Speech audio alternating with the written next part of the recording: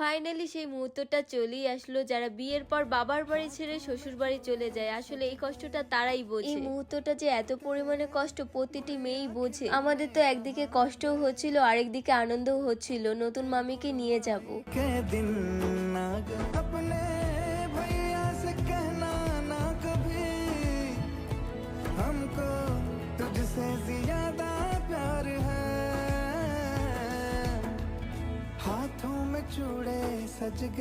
আমাদেরও তো ঠিক এভাবেই একদিন চলে যেতে হবে। আসলে ভাবলেই খুব কষ্ট হয়। তো আমরাও মামাদের সাথে ঢাকায় যাব, যেহেতু বিয়ের সময় যাইনি, এখন তো যেতেই হয়। আর জার্নি করতে একটুকু ভালো লাগে না, কি আর করার, যেতে তো হবেই। কেমন জানো, আমরা গাড়িতেও উঠেছি, আমাদের সবার শরীর খারাপ শুরু করে দিয়েছে। গাড়িটা যেতে যেতে প্রায় 1 ঘন্টা পর আমাদের গাড়িটা থামিয়েছে, কারণ রিয়াও অসুস্থ হয়ে পড়েছে, সাথে আমাদেরও প্রচুর মাথা ব্যথা করছিল, তাই বাইরে একটু হাঁটাচলা করলাম। তারপর আবারও অনেক কষ্ট করে জার্নি করছি, কিছু করার নেই।